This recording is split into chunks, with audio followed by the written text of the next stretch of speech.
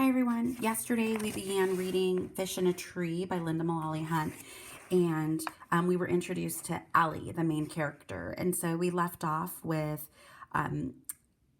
Allie was kind of being made fun of, and seemed like she was getting in trouble, although we didn't know why the principal had asked her to step out of the room. So we're gonna keep finding out. While Mrs. Hall tells them both to cool off and points out to Max that it's foolish to root for a fight, Mrs. Silver waves me toward the door. What the heck is going on? Once we're out in the hallway, I can tell by Mrs. Silver's face that it's going to be another one of those times when I'll have to say I'm sorry or explain why I've done something. The thing is, I have no idea why I'm even in trouble this time. I stuff my hands in my pockets and keep them from doing something I'll regret. I wish I could put my mouth in there too. I just don't get it, Allie, she says. You've done other things that have been inappropriate, but this is just, well, different. It's not like you. It figures. I do something nice, and she says it isn't like me. And I can't understand how buying a card is bad. Allie, Mrs. Silver says, if you're looking for attention, this isn't the way to do it. She has that wrong. I need attention like a fish needs a snorkel. The door swings all the way open, hitting the lockers, and Oliver springs from the room. Allie, he says, I think you gave her that card to tell her you're sorry she has to leave us to go have some dumb baby. She's probably really sad. I feel sorry for her too. What is he talking about? Oliver, Mrs. Silver asks, is there a reason you're out here? Yeah, I was going to, I was going to the boys' room. Yeah, that's it. And off he runs. Can I just go now? I blurt out, feeling like the job of just standing here is something I can't do for another second. She shakes her head a bit as she speaks. I just don't get it. Why in the world would you give a pregnant woman a sympathy card? Sympathy card, I think. And I think some more. And then I remember. My mom sends those to people when someone they love dies. My stomach churns, wondering what Mrs. Hall must have thought. You do know what a sympathy card is, Allie, don't you? I should deny that I know, but I nod because I don't want to have to hear Mrs. Silver explain it. And besides, she'll think I'm even dumber than I am, if that's possible. Then why would you do such a thing? I stand tall, but everything inside shrinks. The thing is, I feel real bad. I felt terrible when the neighbor's dog died. Never mind if a baby had died. I just didn't know it was a sad card like that.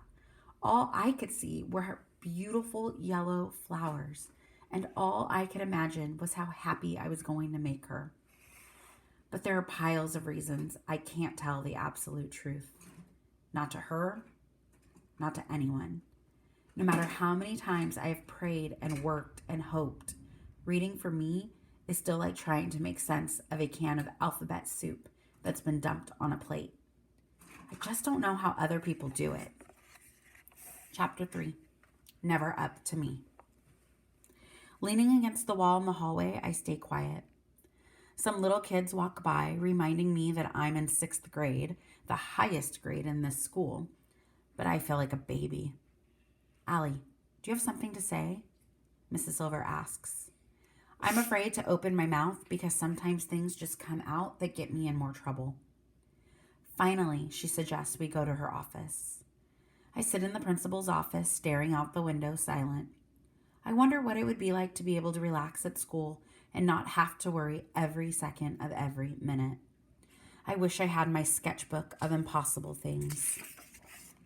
It's the only thing that makes me feel like I'm not a waste of space.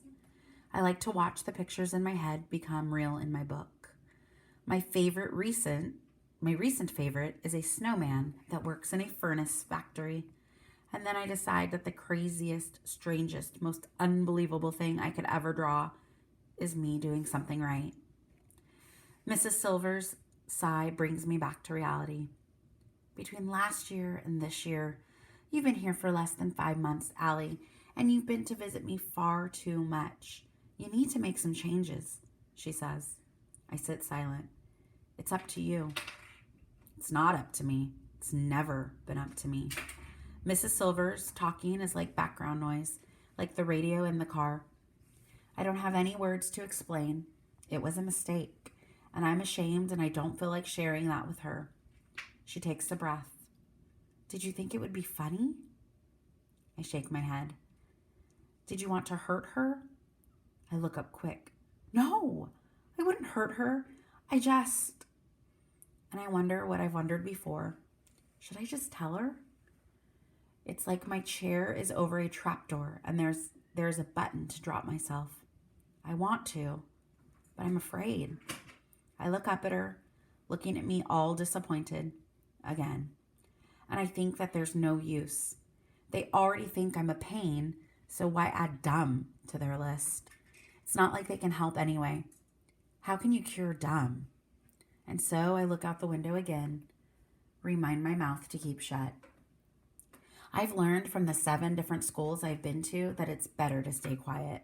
Never argue unless I really have to. I realize that both of my hands have curled into tight fists, and Mrs. Silver is looking at them. She sits down in the chair next to me. Allie, sometimes it seems that you just want to get into trouble. She leans forward a bit. Do you? I shake my head. Come on, Allie. Tell me what's going on. Let me help you. I look at her quick, and then away. I mumble. No one can help me. That's not true. Will you let me try? She points at the poster on the wall. Can you read that for me, please? She says. Out loud. The poster shows 2 hands reaching for each other. Great. Probably some sappy saying about friends or sticking together or whatever. I don't even have any friends. Come on, Allie. Read it for me, please. The letters on the poster look like black beetles marching across the wall.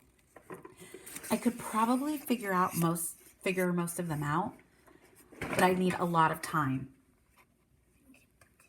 And when I am nervous, forget it. My brain goes blank like an Etch-a-Sketch, turned upside down and shaken, gray and empty. Well, what does it say? She asks again.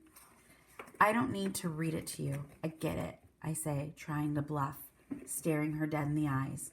Believe me, I know all about it already. I don't know about that, kiddo. I think you might need to work on it a bit. Now I wish I knew what the poster said. I don't look at it, though. Then she'll want to talk about it more. The bell rings. Mrs. Silver rakes her hair with her fingers. Allie, I don't know if you thought the card would be funny or you are upset that Mrs. Hall's leaving or what, but it feels like you've crossed a line this time. I imagine myself crossing the finish line, my body breaking the bright red ribbon, the crowd cheering as confetti spins through the air, but I know this is not what she means. As of Monday, your new teacher will be Mr. Daniels. Let's try to avoid any negative consequences, okay?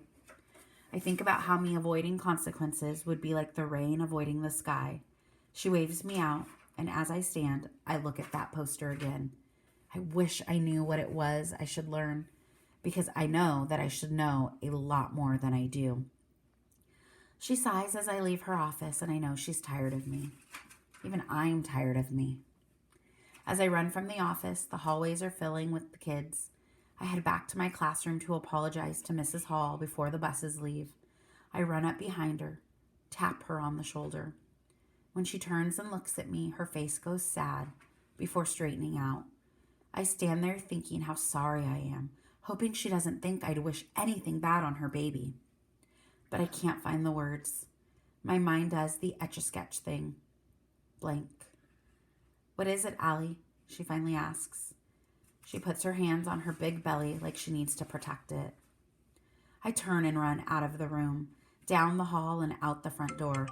The buses are pulling away without me. And that's the way it should be, I guess. I deserve to walk all that long way and all by myself.